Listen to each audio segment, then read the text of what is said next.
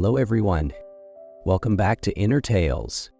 If you are here today, maybe you are not asking for attention. Maybe you are asking to matter, to be heard, without begging, to be loved, without chasing, to be respected, without shouting. And if your voice feels small, if you feel invisible, even in a room full of people, stay with me, because this story is for you.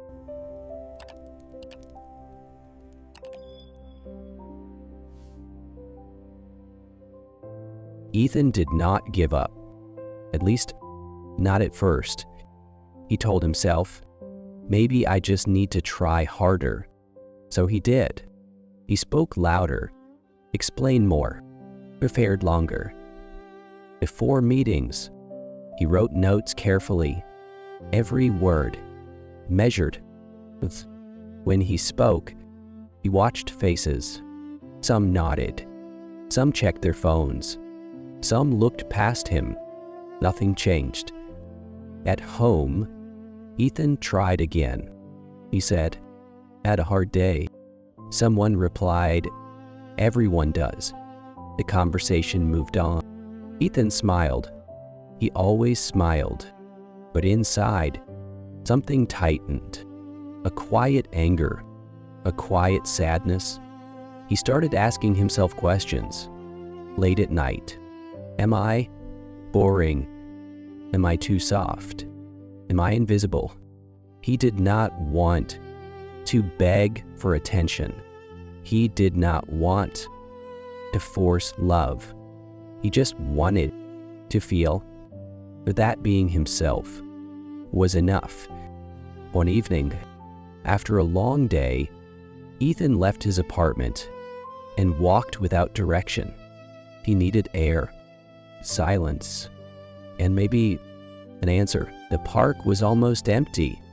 Streetlights were turning on one by one. Ethan sat on a wooden bench, hands in his pockets, shoulders heavy. He did not check his phone. He did not think clearly. He just sat there. After a while, someone sat down beside him. An older man, gray hair, calm posture. They did not speak. Minutes passed. Then the man said, softly, "You look like someone who has been talking for a long time, but no one is hearing." Ethan turned, surprised. He smiled politely. "I guess so." The man nodded, as if he already knew. "My name is Mr. Rowan," he said. They sat again in silence. Then Ethan spoke, not loudly, not dramatically. "I try," he said. "I explain. I ask, but people don't listen." Mr. Rowan looked ahead, nodded. "Ethan, may I ask you something?" Ethan nodded. "Mo, you speak," the man said. "What makes your word heavy?" Ethan opened his mouth, then stopped. For the first time that day, he had no answer. The park was almost empty. Streetlights were turning on, one by one. Ethan sat on a wooden bench, hands in his pockets, shoulders heavy. He did not check his phone. He did not think clearly. He just sat there. After a while, someone sat down beside him. The older man, gray hair, calm posture. They did not speak. Minutes passed. Then the man said, softly, "You look like someone who has been talking for a long time, but no one is hearing." Ethan turned, surprised. He smiled politely. "I guess so." The man nodded, as if he already knew. "My name is Mr. Rowan," he said. They sat again in silence. Then Ethan spoke, not loudly, not dramatically. "I try," he said. "I explain. I ask, but people don't listen." Mr. Rowan looked ahead, nodded. "Ethan, may I ask you something?" Ethan nodded. "When you speak," the man said. "What makes your words?" Ethan opened his mouth, then stopped. For the first time that day, he had no answer. Mr. Rowan did not rush. He did not explain. He did not correct Ethan. He just waited. Cars passed behind them. Leaves moved slowly on the ground. Ethan finally spoke again. "I don't know," he said. "I just want to be heard." Mr. Rowan nodded. "Most people do," he replied. Then he asked another question. "But when someone speaks to you," he said, "who do you listen to the most?" Ethan thought. He pictured his workplace, his family, his friends. He saw faces. Some people spoke less, but everyone paid attention. Others spoke often, but no one really listened. "I listen to people who seem sure," Ethan said slowly. "People who feel solid." Mr. Rowan smiled.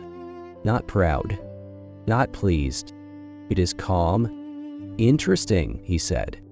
They sat quietly again. Ethan felt something strange. Not anger, not sadness. Clarity, a small one, like a light turning on in a room he had never entered before. And for the first time, Ethan did not feel ignored. He felt awake. Mr. Rowan leaned back slightly. He looked up at the sky. Dark blue. Quiet. Then he spoke. "People don't listen to words," he said calmly. "They listen to wait." Ethan frowned. "Wait?" Mr. Rowan nodded. "Not loud words. Not long explanations. Wait," he repeated. "The weight of who you are." Ethan stayed silent. "When someone speaks," Mr. Rowan continued, "we don't ask, 'Is this sentence good?' We ask, 'Is this person real? Do they know what they're talking about? Have they lived it?'" Ethan felt his chest tighten. Mr. Rowan did not stop. "If your life does not stand behind your voice," he said, "your words float, and then they disappear. That is why asking people to listen does not work. That is why begging for love fails." Ethan looked down at his hands. "So what should I do?" he asked quietly. Mr. Rowan turned to him.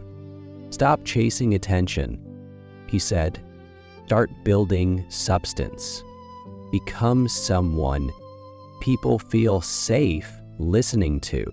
Calm, clear, grounded, not impressive, reliable." He paused. "When your presence has weight," he said, "your silence will speak louder than your effort ever did." The words settled, slowly, heavy.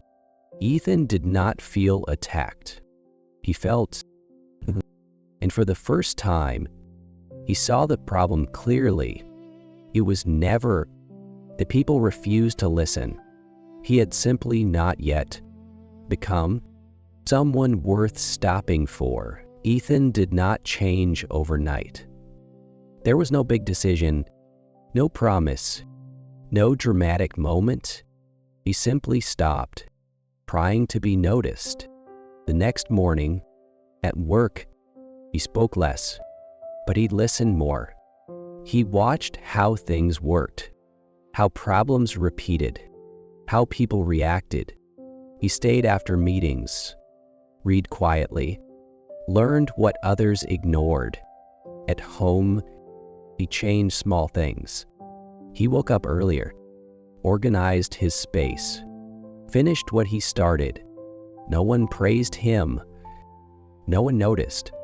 And strangely, it was fine. Ethan felt calmer. He was no longer waiting for someone to approve him. He was building something inside himself. Slowly, his posture changed. His voice became steady, not louder, clearer. When he spoke, he chose his moments. Few words, no explaining. Weeks passed. One afternoon, a colleague asked, "Can you help me with this?" Ethan nodded. He did not rush. He did not show off. He solved the problem cleanly. The colleague said nothing, just nodded back. Later, another person came, and then another.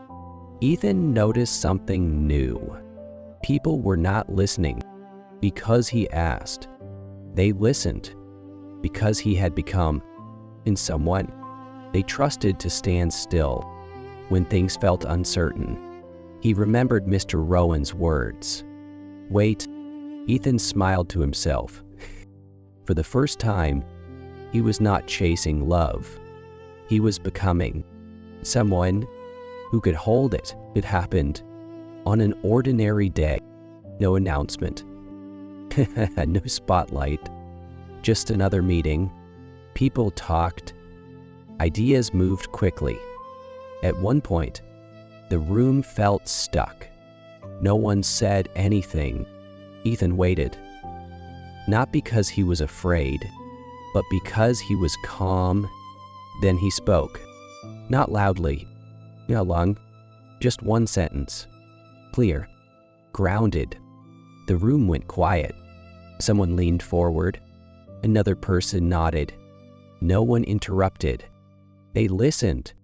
After the meeting, a manager stopped him. That was useful. She said simply, "Nothing more?" Later that day, someone asked, "What do you think?" Not out of politeness, out of trust. Ethan walked home that evening.